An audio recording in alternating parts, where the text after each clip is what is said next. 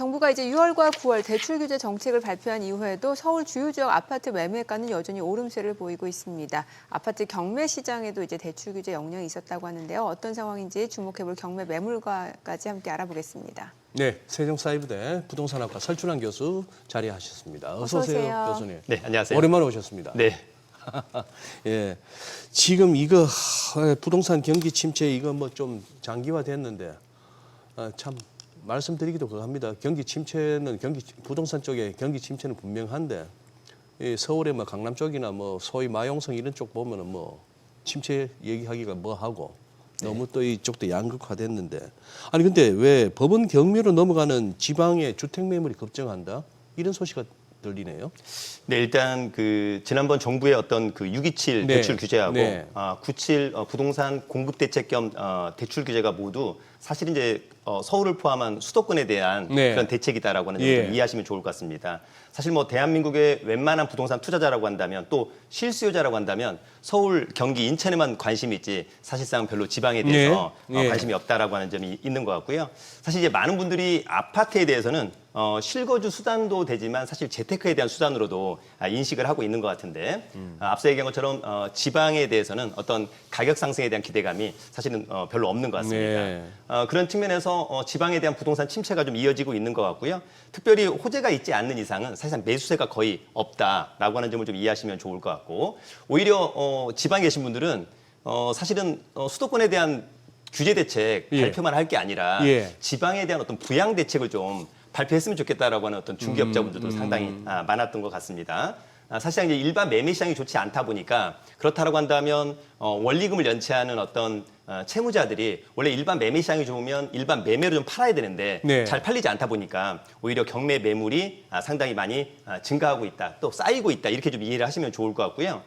특히 경매에서 아파트만 놓고 본다면 올해 이번 달 9월 1일부터 9월 25일까지 사실 이제 서울의 아파트의 낙찰가율은 약 94% 상당히 높은 편입니다. 낙찰률도 47%, 100건이 나오면 한 47건이 낙찰된다는 얘기고요. 호호. 입찰 경쟁률도 7.8대 1, 결코 나쁘지 않다라고 하는 점이 있습니다.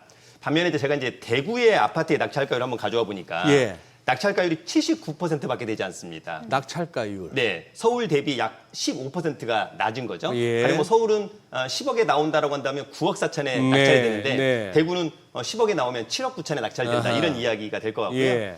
낙찰률도 37%, 서울보다 약 한 10% 정도 낮습니다. 사실 제가 확인해 보니까 광주하고 부산 등도 비슷한데 사실 이제 광역시 아닌 지방의 아파트 같은 경우에는 훨씬 더 낙찰가율과 경쟁률이 훨씬 더 낮다라고 하는 점이 있었습니다. 마지막으로 제가 이제 얼마 전에 이제 고양시하고 김포시도 다녀왔는데 네. 고양시하고 김포시를 가면 이제 서울이 떴으니까 우리도 뜰 거야라고 하는 기대감이 엄청 많습니다. 반면에 제가 얼마 전에 춘천과 전주에 있는 중개업자하고 통화할 기회가 있었었는데 네. 전혀 딴 나라인 것 같다. 여기는 전혀 사람들이 매수세가 없다. 좀 불편하다. 이렇게 이야기할 정도입니다. 네. 솔직히 한바탕 다 지나갔잖아요. 그 투기꾼들 저 속촌이 뭐니 한번 예 죄송합니다. 네. 예. 아니 그래서 6월, 9월 지금 대출 규제 이후에 경매 시장에도 좀 변화가 있었던 거예요?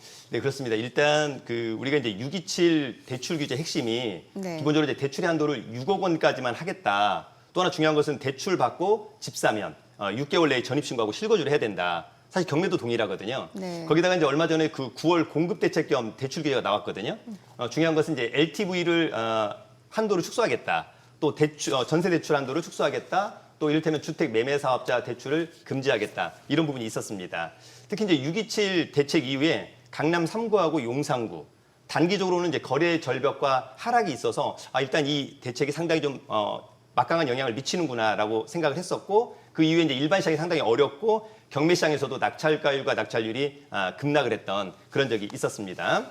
특히 이제 대출의 한도가 6억 원까지다 보니까 사실 뭐 시세가 한 20억 원이 넘는 서울 강남 3구라든지 이런 데는 별로 이런 데가 이제 원래 직격탄을 좀 맞았던 것 같고요. 반면에 한 15억 원 이하 또는 10억 원 이하의 나머지 지역들은 6억 원까지 대출이 되다 보니까 사실 뭐 10억 원 낙찰받고 6억 원 대출에 내 돈 4억 원은 또 그렇게 어려운 것이 아니어가지고 오히려 그런 곳들이 반사 이익을 얻어서 가격이 좀 많이 급등했다라고 하는 점이 있었을 것 같습니다.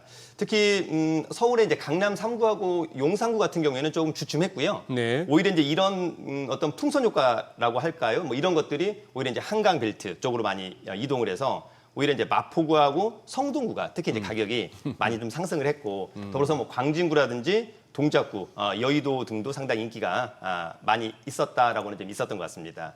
특히 이제 저의 개인적인 생각인데 아파트 시장에 가장 직접적인 영향을 미치는 것이 사실 네. 금리거든요. 네. 그래서 저의 개인적으로는 금리가 좀 급격하게 상승하지 않는다면 지금의 어떤 상승장을 정부의 대책만으로는 좀 감당하기는 좀 어렵지 않을까라고는 점이 있었다. 특히 이제 최근에 이제 금리 하락기고 또 어떤 부동산 공급 대책이 나왔습니다만 이것을 뭐 공산품처럼 네. 바로 찍어내면 좋겠습니다만 그렇지 않다라고 하는 점에서 사실은 이제 정부의 고민이 상당히 깊어지고 있다.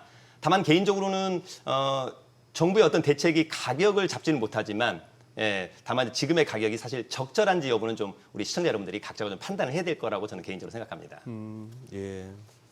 뭐 설 교수님께서는 이제 뭐 금리를 언급하셨지만 저는 개인적으로 봤을 때 이 대출 규제, 네.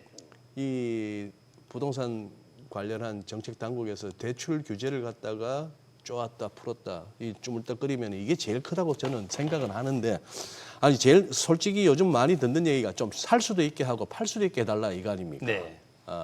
그래서 그런지는 몰라도 점점 이 상황에서 이제 수도권 경매는 유리해질 것이다 뭐 이런 얘기도 들리더라고요. 네, 맞습니다. 일단 기본적으로 이제 소장님 말씀하신 것처럼 네. 사실 기준금리는 정부가 사실 관여할 수 있는 게 아니어서 예. 기본적으로 대출 규제는 좀 편안하게 예, 묶었다가 예, 풀었다 예. 할 수 있는 것이어서라고 예. 하는 점이 있었습니다만 사실 이제 정부의 어떤 규제책이 발표가 되면 단기적으로 가장 많이 나타나는 현상 중에 하나가 호가 차이가 많이 나고요. 지금도 현장 가면 호가 차이는 굉장히 많이 납니다. 예. 어떤 아파트 가보면 매도 호가는 10억, 매수 호가는 8억. 그러면 이제 정확하게 이제 거래 절벽이 일어나고 일반 매매가 상당히 어려운 시장이다. 최근에 사실 이제 시장에 가보면 신고가가 많이 등장하고 있거든요. 근데 한두 건 가지고 사실은 그렇죠. 신고가 네, 이루어지고 네, 있다라고 네. 하는 점이 있고요. 사실 이제 바로 이럴 때가 어찌 보면 우리가 이제 부동산 경매에 대해서 관심을 가지는 분이 상당히 많이 증가하고 있다. 이유는 앞으로 부동산 시장이 어떻게 될까? 사실 이제 불확실성이 좀 크거든요. 이 리스크, 가격에 대한 리스크를 회피하기 위해서 좀 오히려 싸게 낙찰받을 수 있는 경매라고 하는 것이 상당히 매력적인 것 같고 경매의 또 매력은 뭐냐면 지금 뭐 우리가 집에서 또는 사무실에서 예. 전국에 나와 있는 아파트를 전부 다 확인할 수 있거든요. 예. 몇 동 몇 호까지 예. 확인할 수 있다 보니까 사실 명도에 대한 정서상 부담만 있을 뿐이지 싸게 낙찰받을 수 있는 좋은 찬스다라고 생각하는 분들이 오히려 상당히 좀 많은 것 같습니다.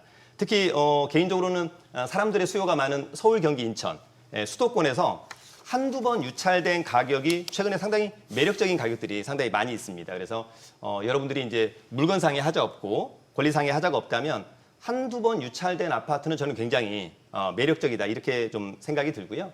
다만 이제 부동산 투자의 목적이라고 한다면 실거주가 아니라고 한다면 네. 오히려 요즘에 싸게 나오는 뭐 꼬마 빌딩이라든지 상가, 지산 그리고 이제 요즘에는 재개발에 대한 기대감이 있는 빌라 또는 교통 호재가 있는 토지에도 많은 관심이 있거든요. 그래서 부동산의 어떤 품목을 좀 넓혀나가는 것도 하나의 방법이 될 수 있겠다. 너무 아파트에만 집중하는 것은 좀 그렇지 않나 이런 생각을 하기도 합니다. 네. 강남 3구하고 용산 지금 토지거래 허가로 묶인 거죠. 네. 그러다 보니까 아무래도 경매 시장에서도 그쪽 그러니까 이게 경매도 그러면은 마찬가지로 이게 규제를 받는 거 경매는 아닌 거죠. 네, 맞습니다. 그러니까 오히려 경매 쪽에서 이쪽으로 더 눈을 돌리는 경우가 많은 거죠. 네, 그렇습니다. 예. 일단 이제 개인적으로 이제 우리나라에서 이제 다주택을 갖게 되면 네. 사실 이제 세금 문제가 상당히 일단 큽니다. 양도세 중과, 예. 그다음에 이제 취득세 중과 네. 이런 분들이 상당히 좀 강하다. 그래서 어찌 보면 이제 똘똘한 집 한 채에 대한 개념이 좀 있는 것이 아닌가 그런 생각이 들고요. 앞서 이제 앵커님께서 말씀하신 것처럼 강남 3구하고 용산 같은 경우가 지금 토지거래 허가구역 네. 상당히 좀 문제가 있죠. 토지거래 허가구역이 되면 일단 실거주가 아닌 이상은 그렇죠. 집을 살 수 없다라고 예. 하는 점이 있는데 기본적으로 이제 경매로 낙찰을 받게 되면 그 토지거래 허가를 면제받는다는 것이 가장 큰 강점이다. 그러니까 그 규제가 해당이 안 된다는 네, 맞습니다. 거죠. 예, 그것이 가장 큰 강점이고요. 또 하나 우리 이제 시청자 여러분들이 조금 혼동해서는 안 되는 것이 우리가 이제 재건축 아파트가 있습니다. 네. 요즘에 재건축 아파트에 대한 인기가 많은데 그 중에 이제 투기 과열 지구가 있습니다. 물론 지금 현재 투기 과열지구는 강남 3구하고 용산구만인데 여기는 이제 조합 설립 인가 이후에 매수인이 조합원의 지위를 승계하지 못합니다. 다만 이제 금융기관 등의 경매 신청으로 인해서 낙찰을 받으면 조합원의 지위를 승계하게 되는데 얼마 전에 이제 어떤 분이 이를테면 강남에 재건축 아파트가 경매로 나왔는데 요걸 경매로 낙찰받으면 당연히 조합원의 지위를 승계받는다라고 생각하시는 분이 있는데 하필이면 그 사건은 개인이 채무자한테 판결을 받아서 경매를 신청한 사건이거든요. 예. 그래서 이런 것들은 굉장히 조심하셔야 됩니다. 앞서 얘기한 것처럼 가령 은행이 경매를 이를테면 근저당권에 의해서 경매를 신청하면 조합 설립 인가 이후에도 조합원 지위를 승계하지만 이렇게 개인의 어떤 판결을 받아서 경매를 한 것이라고 한다면 조합원의 지위를 승계받지 못한다라고 하는 점도 먼저 좀 이해를 하시면 좋을 것 같고 최근에 이제 경매 열기가 어찌 보면 한강변의 아파트라든지 재건축 기대가 있는 아파트라든지 역세권의 핵심 지역의 아파트가 인기가 상당히 많은데요. 그래서 이제 단적으로 보여준 두 건의 어떤 낙찰 사례가 있었습니다. 지난번에 이제 잠실에 리센치 전용 25평 아파트인데 감정가가 이제 24억 원에 나온 건데요. 낙찰가는 33억 원. 그리고 낙찰가율이 약 135%가 되는 거죠. 경쟁률은 무려 27대 1. 와. 그러니까 이런 분들은 지난번 대출 규제 뭐 6억 원까지 LTV 축소하겠다. 전혀 영향이 없는 분들이 오히려 상당히 많다라고 하는 점이 있고요. 또 하나 좀 독특했던 것은 얼마 전에 저도 이제 한번 다녀왔는데 한강변에 영등포구 당산동 레미안 당산 1차 아파트가 있었습니다. 이 아파트가 이제 한강이 곧바로 이제 보이는 건데요. 맞은편에 이제 여의도가 보이고 전용이 25평인데 감정가 13억 원. 한 번 유찰된 다음에 이번에 낙찰가가 이제 13억 5천만 원. 1회차 가격을 넘겼습니다. 104%. 근데 중요한 것은 이때 입찰 경쟁률이 무려 62대 1입니다. 예. 그러니까 그만큼 여전히 사람들이 현금이 많다. 그다음에 싸다면 입찰에 참여할 사람은 굉장히 많다. 그렇게 여러분들이 좀 이해를 하시면 좋을 것 같습니다. 예. 뭐 저도 벌써 이렇게 막 집중력이 떨어지는 게 저하고 상관없는 사람들 얘기니까 그냥 뭐 현찰 들고 가서 감정가보다도 훨씬 비싸게 살 만한 사람들 대한민국에 많다. 좋은데 그게 막 공감이 안 되고 막 채널 돌리고 싶어지니까 종목으로 들어가시죠, 목사님. 네. 목사님이란다, 우리 교수님. 임장 다녀오신데 좀 소개 좀 해주십시오. 네. 저 같은 사람도 관심 가질 만한 종목으로. 네. 일단 제가 이제 지난번에 서울 동대문구하고 서초구, 영등포구, 고양시 등을 좀 인장을 했는데 네, 좋은 데다. 네. 저도 찔락거릴 수 있는 데다. 네, 일단 첫 번째는 동대문구 답심리동에 답심리 파크자이 아파트를 먼저 다녀왔습니다. 일단 요즘 이제 사람들이 가장 선호하는 것이 새 아파트의 역세권 굉장히 좋아하는데요. 이 아파트에 대한 어떤 부분이 있습니다. 일단 우리 시청자 여러분들이 일단 기본적으로 이런 경매 물건을 좀 검색하고 싶다면 법원 경매 정보 사이트가 있습니다. 그래서 국가가 운영하는 법원 경매 정보 사이트를 좀 보시면 오늘의 내용도 조금 더 디테일하게 일단 확인할 수 있다 이렇게 좀 이해하시면 좋을 것 같습니다. 먼저 이 사건은 이제 서울 북부지방법원 사건이고요. 사건 번호가 2023 타경 3179 사건입니다. 이 아파트는 전용이 약 25평, 우리가 흔히 이야기하는 공급 면적 33평의 아파트고요. 20층 중에 7층에 위치한 아파트입니다.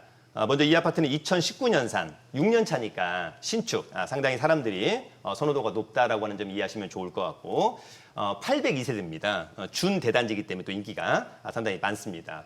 5호선 답심리역에서 직접 걸어보니까 도보 8분 거리더라고요. 그러면 뭐 이 정도면 충분히 괜찮다라고 하는 생각이 들고요. 뛰면 한 5분. 네, 뛰면 한 2분 정도까지도 가능할 것 같은데 감정가는 이제 한 12억 7천만 원인데 한 번 유찰돼 이번 최저가가 10억 1천만 원입니다.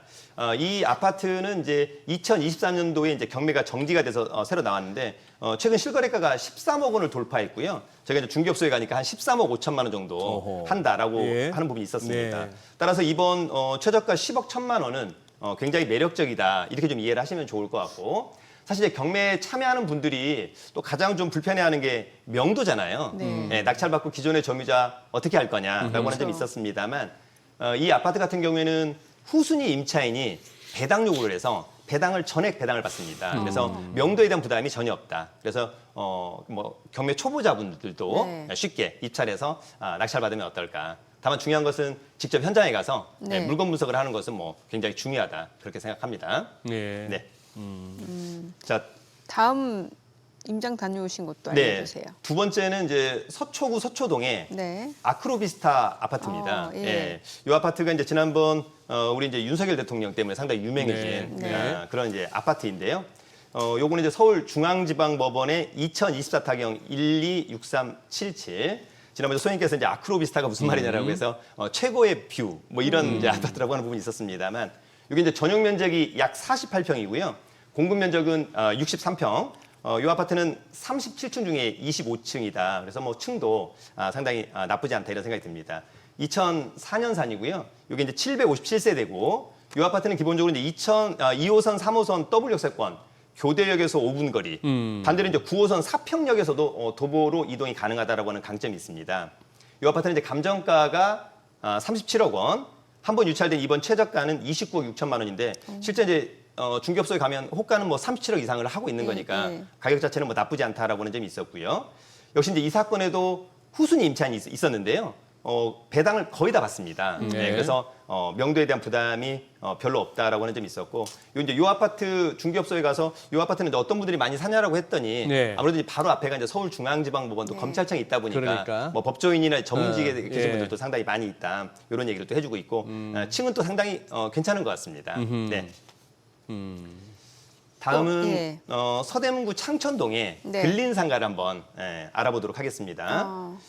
개인적으로는 이 사건은 이제 사옥으로 재건축을 하면 딱 좋은 물건이 아닌가 그런 생각이 드는 그런 물건입니다. 이거 지금 임장 소개니까 교수님 다 가보신 네, 거예요? 다 갔다 왔습니다. 직접. 네, 그렇습니다. 예. 이제 요건은 이제 원칙적으로 이제 1층짜리입니다. 예. 그러니까 워낙 수익률이 맞지 않는 거죠. 수익률이 맞지 않는다. 그래서 이런 것들은 이제 기본적으로 재건축을 좀 해야 되는 그런 상가라고 보여지고요.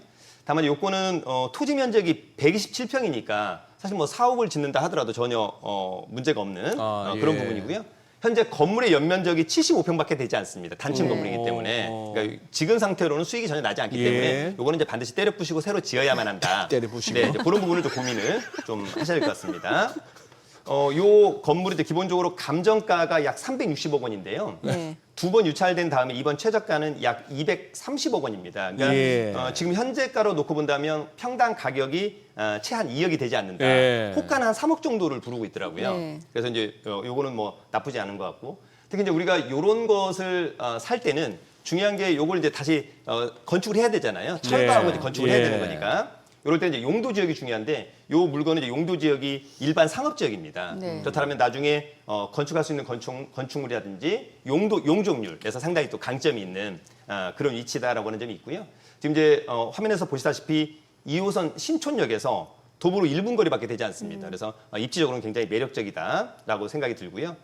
개인적으로는 이제 요거를 입찰하시는 분들은 지금 제가 저걸 낙찰받아서 뭘로 사용할까라고 하기보다는 요거를 이제 철거하고 무엇을 지을까라고 하는 컨셉을 반드시 잘 정해야 될 것 같은데, 제가 이제 여기서 우리 그 시청자 여러분들이 네. 이제 이런 질문을 또 많이 하시는 분이 있어요. 이런 땅을 보고 요 땅이 괜찮은 땅인가요? 그렇지 않은 땅인가요? 이런 질문을 하는데 이런 질문을 할 때 이제 변호사나 법무사한테 질문하시는 분들이 상당히 많아요. 그것은 법률상의 문제인 네. 거죠. 네, 그러니까 이 땅이 소유자, 그다음에 뭐 이를테면 근저당권이나 가압이 얼마 있어서 위험하다, 위험하지 않다. 근데 사실은 이제 중요한 것은 토지의 어떤 효율적인 이용이 가능하냐. 그러니까 예를 들어서 제가 이 땅을 사서 제가 뭐 한 7층짜리 건물을 짓고 싶다. 네. 1층에는 커피숍, 예. 뭐 5층까지는 사무실, 뭐 6, 7층도 뭘 하고 싶다. 네. 라고 하는 것을 물어볼 때는 변호사나 법무사는 알지 못합니다. 그래서 요거는 이제 건축사하고 상담을 좀. 건축사? 네, 그렇습니다. 그래서 이제 건축사분들하고 상담하면 이 땅에다가 몇 층에 어떤 용도로 건물을 지을 수 있다. 이런 것들을 좀 확인할 수 있거든요. 네. 그래서 우리 시청자 여러분들이 토지의 어떤 효율성 이런 것들을 좀 알고자 한다라고 한다면 건축사하고 좀 상담을 하시는 것이 굉장히 중요하겠다라고 하는 말씀을 드리고요. 마지막으로 제가 이제 고양시 덕양구. 저 가까운 곳이. 네, 맞습니다. 화정동의 이제 별빛 마을 아파트를 네. 다녀왔습니다. 이 아파트는 초역세권의 대단지 아파트인데 기본적으로 이제 차후에 재건축에 대한 기대감이 좀 있다. 네. 그러나 이제 아직은 이제 네. 95년산이기 때문에 좀 그렇습니다만 어쨌거나 대단지고 초역세권이라고 하는 점은 굉장히 매력적이다 이런 생각이 듭니다. 특히 이제 화정역은 3호선에서 예. GTX 대곡역에서 한 정거장밖에 차이가 없습니다. 그래서 나중에 GTX를 이용하겠다라고 한다면 상당히 좀 매력적인 그런 부분이 될 것으로 보이고요. 저기는 지금 저 GTX 그거죠, A죠. 네, 그렇습니다. A입니다. 그 저 서울역까지 가는. 네, 서울역까지가 가능하고 올해 연말에 서울역에서 수서를 연결합니다. 그러면 이제 곧바로 연말에요? 예, 연말에 그럼 동탄까지 가는 것이고요. 삼성역만 2028년도에 이제 개통이 된다라고 하는 점을 좀 이해를 하시면 좋을 것 같고. 무슨 말씀이죠? 삼성역 거쳐야 수서를 가는데. 그러니까 이제 지금은 삼성역은 개통하지 않고 네. 그냥 서울역에서 수서역을 연결을 먼저 하고 그다음에 이제 그렇게? 삼성역은 나중에 이제 개통한다 나중에? 이렇게 네, 그렇습니다. 요거는 이제 화정역에서 도보 1분 거리인데 감정가가 한 7억 원. 이번 한 번 유찰된 최저가가 4억 9천인데 실제 이제 호가는 한 7억 원 정도를 하고 있기 때문에 네. 한 번 유찰돼서 30% 저감된 가격은 상당히 좀 매력적이다 이렇게 좀 이해를 하시면 좋을 것 같고 저도 이제 여기에서 한 정거장 가서 대곡역에 가서 이제 서울역으로 왔거든요. 예. 그러면 한 15분 16분밖에 걸리지 않습니다. 네, 오, 그래서 깔끔하다. 맞습니다. 예. 그리고 이제 앞으로 아까 그 화면에서 나왔다시피 대곡역세권이 또 많이 개발될 텐데 이 대곡역이 개발되면 그 후광을 북측에 이를테면 백석이 받을 거냐, 이를테면 밑에 화정이 받을 거냐라고 했을 때 화정이 그 효과를 많이 받을 수 있을 것 같다. 그렇다고 한다면 지금 현재 이 아파트도 미래 가치가 상당히 좋기 때문에 오히려 좀 한번 유찰됐을 때 또 사람들이 관심이 많지 않을 때 싸게 낙찰받는다면 저는 굉장히 매력적이지 않을까 그런 생각을 해보기도 합니다. 우리 교수님 주식 종목 방송하셔도 잘하실 것 같아요. 근데 나머지 GTX, B, C는 어떻게 진짜 그것은 아직 뭐 착공식을 했습니다만 시간이 상당히 오래 걸릴 것으로. 착공은 했다고요? 네, 착공식은 했고요. 네, 착공식은 했고 이제 착공을 일부 하실 수도 있는데 시간이 상당히 좀 오래 걸릴 것으로 보이고 그래서 개인적으로는 GTX A 노선이 사실 뭐 핵심 중에 핵심이다. 그렇게 좀 이해를 하시면 좋을 것 같습니다. 알겠습니다. 그래. 오늘 내용 잘 들었습니다. 예, 고맙습니다. 고맙습니다. 감사합니다.